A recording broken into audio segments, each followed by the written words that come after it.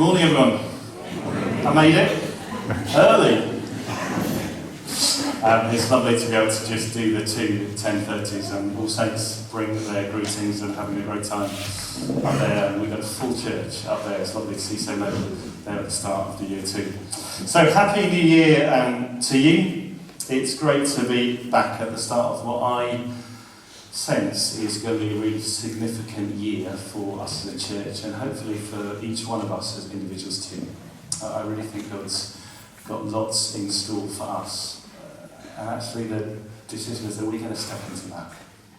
We're going to just open our hearts and open our lives to all He has got for us. I want to start with a quote from Bill Hybels, who's the lead pastor at Willow Creek church in Chicago, I think it's Chicago in America. His sort of catchphrase is, the local church is the hope of the world. The local church is the hope of the world. He goes on and says this in one of his books. He says, there's nothing like the local church when it's working right. Its beauty is indescribable. Its power is breathtaking. Its potential is unlimited. It comforts the grieving and heals the broken in the context of community. It builds bridges to seekers and offers truth to the confused. It provides resources for those in need and opens its arms to the forgotten, the downtrodden, the disillusioned. It breaks the chains of addictions. It frees the oppressed. And it offers belonging to the marginalised of this world. Whatever the capacity for human suffering, the church has a greater capacity for healing and wholeness. The potential of the church is almost more than I can grasp. No other organisation on earth is like the church. Nothing comes close. Isn't that a great quote? I'd like to add there that Jesus is the hope of the world as well. But actually Jesus uses the church to do all those things. And it's because of Jesus that actually the church is as it is. And I think the amazing news is that we are each called to be part of that transformation. And we all have the chance to partner with God in doing and continue to partner with God in bringing transformation to individuals' lives, to our communities, to our nation, to our worlds. That's because the church isn't a building, but the church is the people, it's us. And I find that really exciting that I can be part of that. And this morning I want to do two things really. Firstly, I'm going to just share a little bit with you of the emerging vision, the vision that I think is beginning to bubble up here. This is just the very beginnings of it.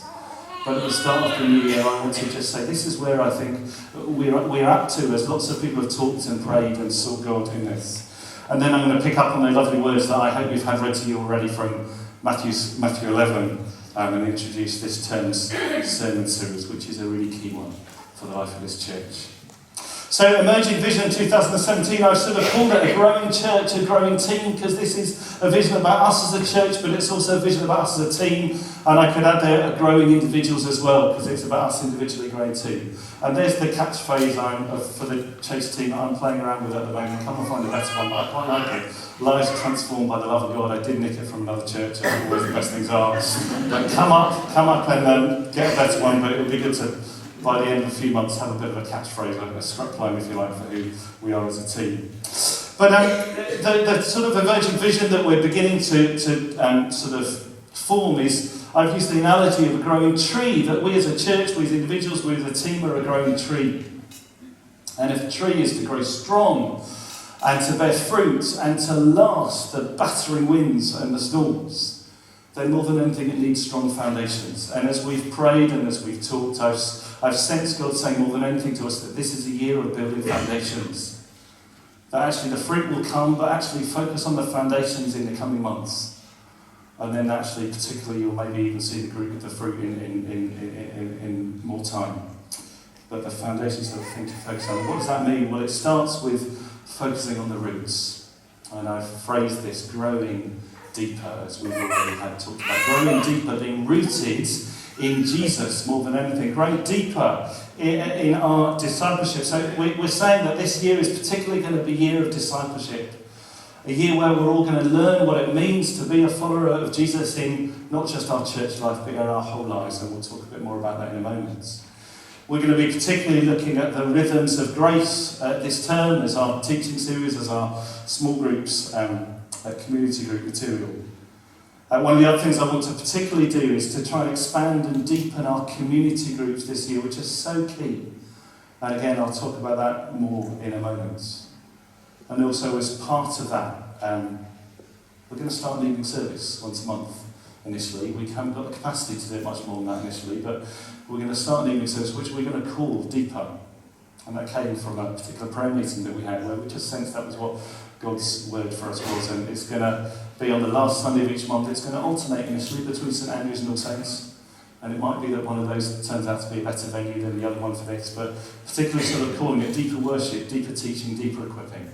And particularly I want to say, if you're a leader in this church in any capacity, leading children's work, leading community groups, leading and preaching, particularly this is something I want to encourage you guys to come to, but it's something for everybody.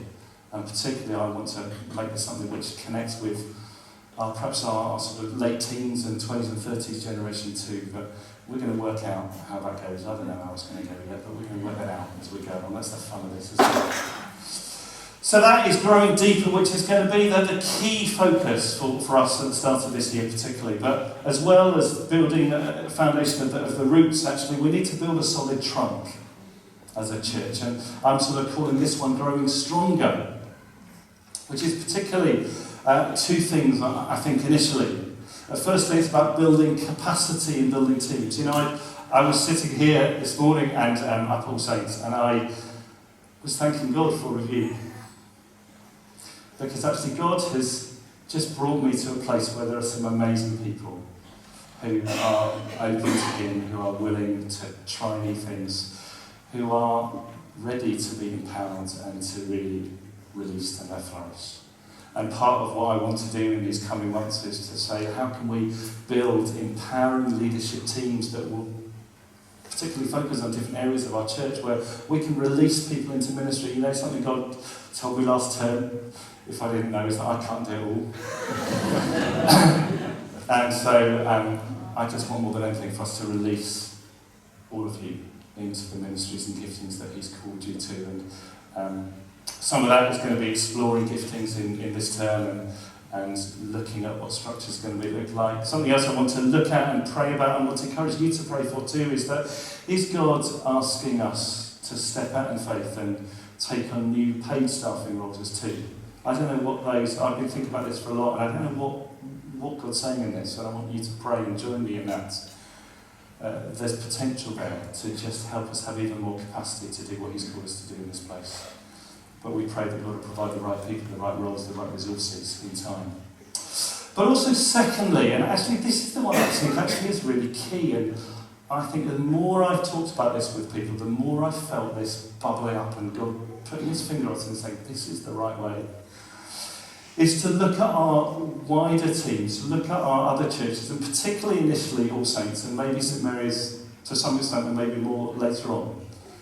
But to say, instead of seeing us as two churches trying to do the same thing in two places, what would it look like for us to think differently and say, we are one church with two worship centres, and together our role is to join with God in bringing in His kingdom in southeast Malvern particularly.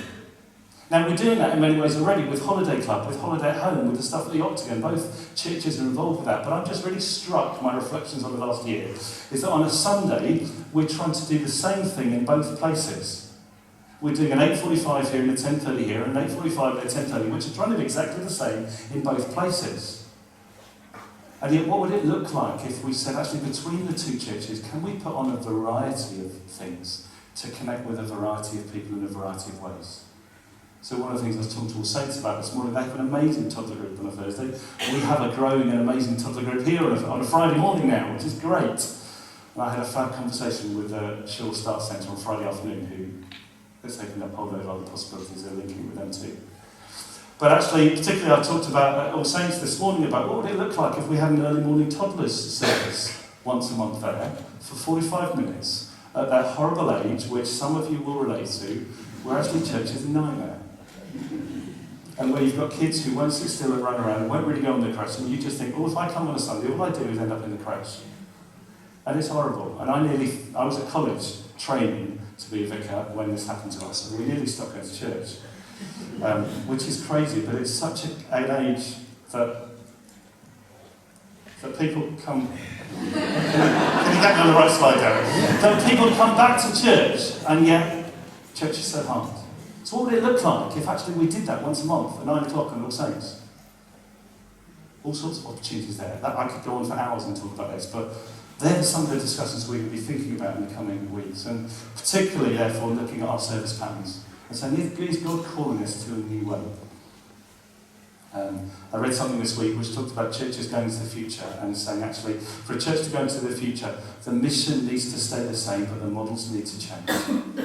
Okay, if we try and keep the models the same, actually, we're going to get stuck. But actually, the mission stays the same, but the models need to potentially change. And that's what I want you to join in with me in praying about in the coming months. So that's what building the foundation is, growing deeper, growing stronger. Strong roots, a strong set of structures and trying to empower people and release people and develop capacity. But then, if you like, comes the outreach. And we will do this, we will continue to do this, but this won't be a focus in the coming months as much as it will be later on. The first one I want to talk about is growing younger. That doesn't mean I found a way to reduce the ageing process and turn the clock back. But it's a way of saying our commitment in this church in All Saints, and particularly our commitment in this team, is to be churches which particularly invest in the younger generations and the new generations. Without a doubt, God has called St Andrews and All Saints to be churches where that is a primary focus. It doesn't mean we will not focus on the older people. Of course we will. And I want to get a group of people who will together say, what does that look like to have that mission? But I think God's particularly called us to reach out to new generations and growing generations. I think seeing Alpha on a Sunday night, and Alpha's starting again on Sunday. Is it being plugged this morning? Yeah. Parents who've got kids for Alpha, Alpha is on tonight. Leaders who are helping out Alpha's on tonight. So thank you. But that's been amazing to see 25 young people from different churches using our resources, working with Katie and James from Malvern Youth Link, and seeing young people get excited about Jesus, and seeing, hey, there's a lot of us out there. And I think we are particularly called to be a resource where we can support other churches too in growing young people. Not to grab all the young people here, I don't want to do that, but actually to make this a place which is a resource for them. So some exciting stuff there. And we're talking about some of these things. Again, we're talking about earlier on this week with some people about having midweek community groups for young people. What would it look like? Not just to have a St Andrews one and All Saints one, but to a joint one, which really Youth Alpha has been. So lots of things there which we're particularly going to want to talk about and focus on in the coming months. And then also just that general thing of our general mission of growing outwards. And I just sort of mulling over this phrase, transforming lives by proclaiming and demonstrating God's love. It's that joint thing of we're called to do the service, demonstrating God's love, and do the proclamation, just talking about God's love too. That's social action and evangelism together to reach out and bring God's life into our communities, into our town and beyond. And I think the thing about being a Church of England church that some of you who haven't been Church of England folk in the past, I need to teach you, is that we have a particular mission to our community, to our parish, actually, and great opportunities that this is the church that many in our surrounding streets will say this is their church. They may not come on a Sunday. So we have an amazing mandate, an amazing opportunity to reach out to them and to do that. So mission is to be at the focus of what we do. Just as one person said, the church is the only organisation which exists for the benefit of its non-members. And mission must be at the heart of all we are and all we do. And we're doing already so much, aren't we? At the Octagon, with toddlers groups, Holiday at Home, Holiday Club, amazing stuff. But maybe God's going to, in time, lead us into new places and new ways of doing this too. And the question is, what's God's vision? What's God calling us to do? That's the question we need to ask. So that's the vision that is emerging, and this is all signed and sealed in the next 5 years of what we're doing. This is just the initial building blocks, and over the coming weeks and months in our community groups, in our other groups, and in services and at PCCs and at APCMs, etc., we're going to continue to together work out what God's calling us, where God's leading us. But I'm excited about this. Are you? Yes. I think there's such potential here that God's beginning to really make it real. But we have to see God's vision, not just our own clever ideas. And that takes time. But I think God is beginning to show us. So that's the initial sort of vision. I hope is was that given out on a piece of paper with your notice sheets? And I'm encouraging you to take that piece of paper away, to put it somewhere, and to pray regularly about it in those areas. And please, as you sense anything, God's saying anything to you, will you get in touch with me? Will you talk to your community leaders, other leaders, talk amongst yourselves? Because I believe that actually God can use anyone to speak to talk to about our vision. And it might be a throwaway sentence which some person says. Some of this has come from a throwaway sentence which one person said to me, which I felt as I prayed about it, yeah, God's saying, that is what I'm leading you to. So please, if you sense God saying anything to you, feed it back to me, ring me up, come around for a coffee, whatever, and let's work it out together. But the heart of what we're doing this term and this year particularly is going to be focusing on that growing deeper, growing in our discipleship, in our worship, in our prayer, growing as lifelong, whole life disciples of Jesus, what that means. And I want to start talking about last words. We've seen several key celebrities die, haven't we, over the Christmas period. And as I've been reflecting on that, I've been thinking about how important the last words of people are. If you knew you were going to die tomorrow, what would you want to communicate to people? And you know, Jesus' last words, I think, are really important. The last words that Jesus said recorded in Matthew's Gospel, of course, are these, aren't they? Go and make churchgoers of all nations, baptizing them in the name of the Father and of the Son and of the Holy Spirit, and teaching them to get really rather busy with church activities. Or was that wrong? Jesus didn't say that, did he? He said, go and make disciples of all nations, baptizing them in the name of the Father, Son and the Holy Spirit, and teaching them to just about ever. Obey everything I have commanded you. You know, Jesus said that to his disciples. Sometimes we think discipleship is just for those 12 followers of Jesus. But you know, Jesus said to his disciples, those people who he invited to be with him for 3 years, he said, now you go. I'm going, and now you go and make disciples who make disciples who make disciples who make disciples. And you go and do the things that I commanded you to do, and do the things that I've been doing. And that's what he invited them to do. That's what he invites each of us to do, is to go and be disciples and carry on the mission of Jesus here on this earth. You know, discipleship isn't just for the few keenies. I believe discipleship is for everybody. You know, Jesus doesn't simply invite us to come to church, but he invites us to be the church. To follow his example, to join in with him in bringing his kingdom into this world. You see, it's not just for those who've been Christians for years. Whether you've been a Christian for a few weeks, or decades, or as I had this morning in my 10:30 service, someone I think who's been a Christian for 94 years. You know, Jesus invites all of us not to be religious, not to do religion, but to be disciples. But so the question is what is a disciple? What does a disciple look like? Because I think sometimes we know that actually we're called to be disciples, but what does a disciple look like? Well, let's look at those lovely words again we've heard read from Matthew 11, from Eugene Peterson's message. Are you tired, worn out, burnt out on religion? Come to me. Get away with me and you'll recover your life. I'll show you how to take a real rest.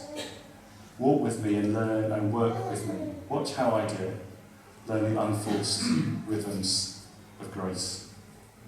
It's a lovely invitation, isn't it, from Jesus? Come to me, he says. Come and you'll recover your life. you'll find out what life is really about. You'll find life in all its fullness. He says, I'll show you how to do it. Walk with me, work with me, watch how I do it. It's an invitation from Jesus to walk with him. You know, I've been reflecting on this, and I'm thinking, when I sort of became a Christian, and often in the past, I've used that phrase, I invited Jesus into my heart. Have many of us used that phrase before? And yes, that's true to a certain extent, but I think that gives the impression that you're inviting Jesus to come and walk with you. You're saying, I'm going to walk my life. I'm saying, Jesus, come and walk with me. Come and join me, so that when I have problems, that actually you can solve my problems. So that I'll go this way, but you come and bless what I'm doing.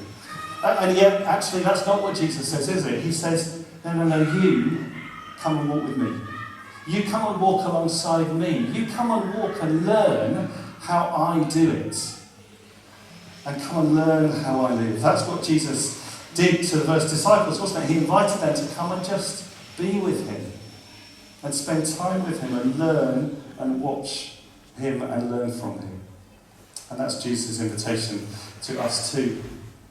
And then we have this lovely phrase, learn the unforced rhythms of grace. That's the phrase for this sermon series, the unforced, the rhythms of grace. What does the word rhythm mean to you? What do you think of when we say the word rhythm? Music, don't we? Yeah? I often think about when we've got drums. I often think about the drums, don't we? What a rhythm on a drum is, that sort of repeating pattern on the drum, isn't it? And that's what Jesus is inviting us to, is to come and learn his patterns. That we do them again and again, the daily patterns, the weekly patterns, the monthly patterns, the yearly patterns of what it means to follow Jesus. And I was talking to some people this week, and I was thinking, it's like a bit when you're sawing a piece of wood. You know, those first saws of a piece of wood are really quite tricky, isn't it? Because you haven't got a groove and your saw jumps around. But once you've done the first few, actually, you're in a groove, and it's actually much easier, isn't it? And I think that's what Jesus is saying, something of this. He's saying, come and learn my rhythms, where once you're in that rhythm, actually, it's easier. Perhaps that's something of this stuff about it being easy. That actually we get in that groove of Jesus. And once you're in that groove, it's a bit harder to jump the saw out, isn't it? So come and learn those rhythms, and come and get in those rhythms. But they're also unforced rhythms. You see, Jesus is saying here, I'm not going to force you. That's not Jesus' way. These words of Jesus are gentle words, aren't they? They're saying, come, they're an invitation. Come and learn the unforced rhythms. I was brought up in my Christian life with a load of musts and oughts and rules and regulations. And you know, I don't think that's Jesus' way. Jesus says, come and learn the unforced rhythms. And the rhythms of grace. That word grace is that word which sort of says something that we don't deserve, something which is a gift given freely to us from God. And each of these rhythms, as we'll see in a minute, starts by God's grace I will seek to. It's that reminder that actually it starts with God. It's God's work in us, by God's grace. And we say, I'm going to try, but I'm going to try in the strength of God. And we'll fail. We'll get things wrong. We won't get things right. But we actually realise it's God's work, and we seek to do that. But we don't feel ashamed, and we don't feel guilty, we don't feel condemned when actually we get things wrong. But we say, it's your work. I'm going to seek to do this. And so what are these rhythms? Well, there are 5 rhythms altogether that we're going to look at over the next few weeks. The first 3 rhythms actually are really about our engagement with God, about looking upwards to God. By God's grace, the first one, by God's grace, I'll seek to set aside time for prayer, worship, and Bible reading. It's that commitment to say, like, I'm going to seek to encounter God and be fed by God and to meet God daily, weekly, do other things monthly. But we're going to be committed to encountering God and spending time with God. Not out of guilt, not because you've been brought up with me and said you must do your 20-minute quiet time in the morning, and if you don't, you're going to whatever. But actually because we want to. Since Christmas, God's given me a real desire to get up and to just meet with him in his word and to pray again, like I didn't have. I struggled before Christmas. And God's given me that desire back to meet with him. And it's been, as I've done that, it's just been showing me new things, and that's what I would love for us all to see it like that. Second rhythm, by God's grace, I'll seek to be open to the presence, guidance and power of the Spirit. It's that reminder that actually we don't do this in our strength, but the Spirit that raised Jesus from the dead, it says in Romans, is living in us. The Spirit of Jesus that actually was in Jesus is living in us, which means that we have power to do some of the things that Jesus did. That we are not doing these things on our own strength, that we'll do things that we'll never think we can do if we're open to God's Spirit, and God's Spirit will guide us and lead us. Rhythm 3, by God's grace, I'll seek to be transformed into the likeness of Christ. Actually, that reminder that all of what we're trying to do is to become more like Jesus. In some ways, that could sum it all up, really. We're seeking to become more like Jesus.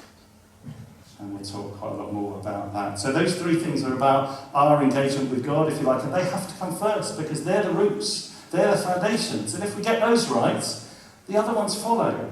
Rhythms 4 and 5 talk about our outward mission, if you like, our out to our communities.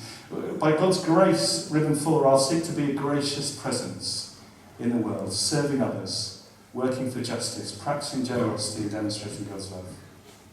Rhythm 5, by God's grace, I'll seek to sensitively share my faith with others and support God's mission, both locally and globally. In many ways, it's saying, going back to that, I commit to be someone who demonstrates God's love by what I do and proclaims God's love sensitively by what I say. It's that mix of evangelism and social action that aren't separate things, but that we do together.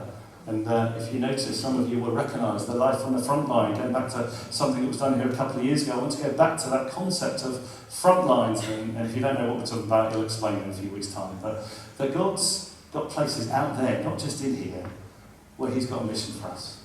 And what does it mean for us to be gracious presences and lights for him in those places? We're equipping ourselves to be his disciples out there. So these are the rhythms of grace that actually we'll be looking at over these next few weeks. It's a series which I did before in Shrewsbury and was probably the most significant thing I did in my time up there.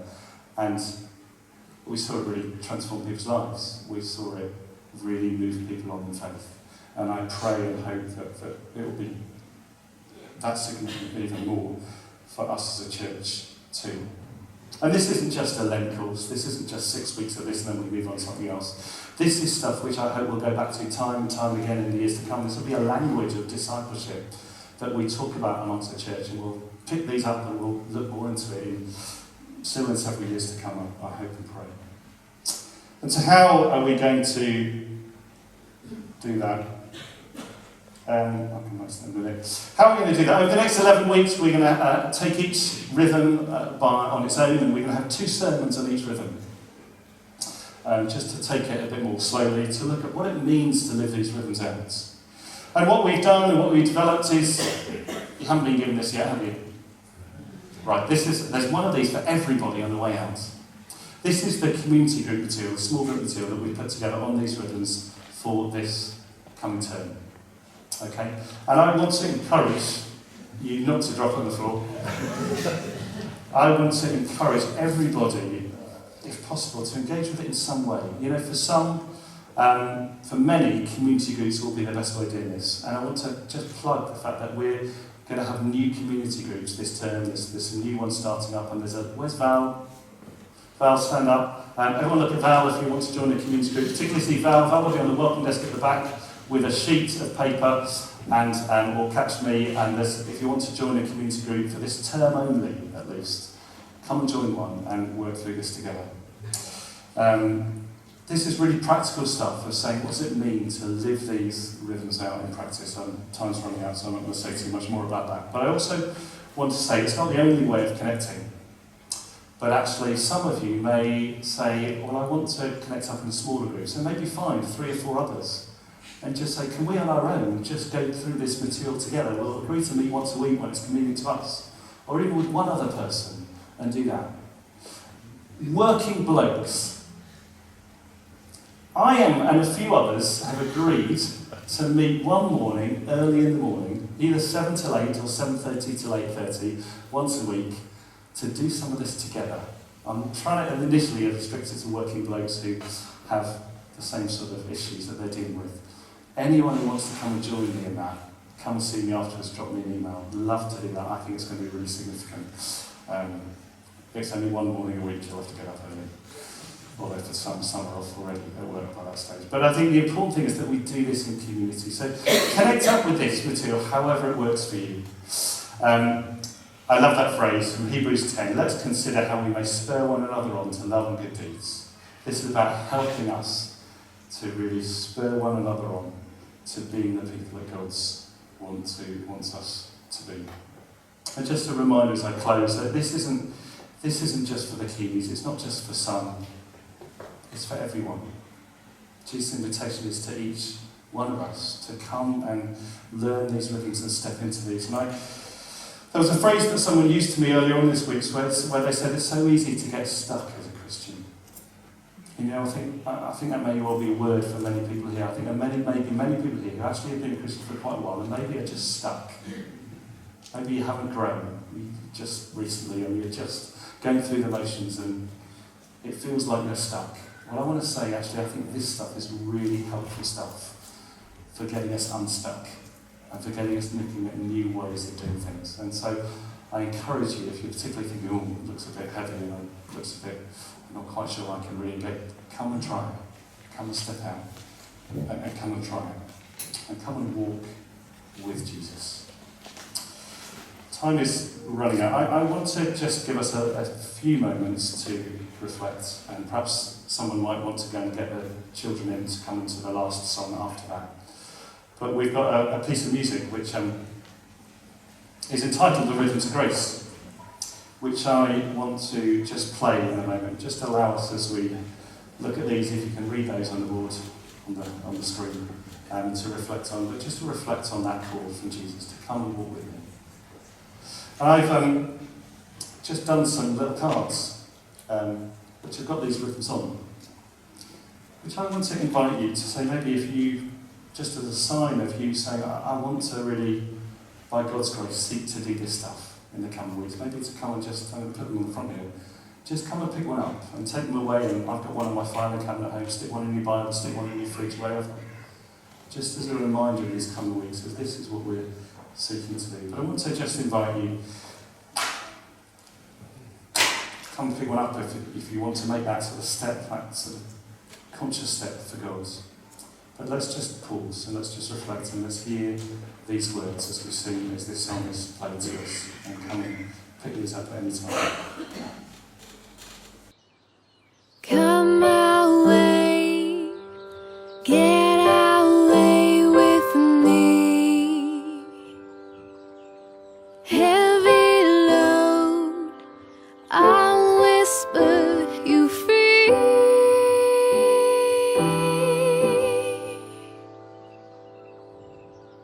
Are you tired, worn down to the bone? Walk with me, work with me, and learn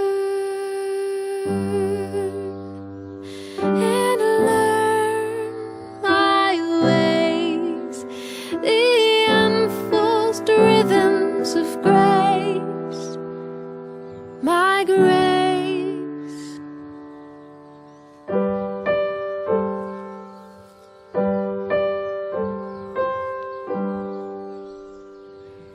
Religion has killed the love you knew, but my burden is light and fits to you.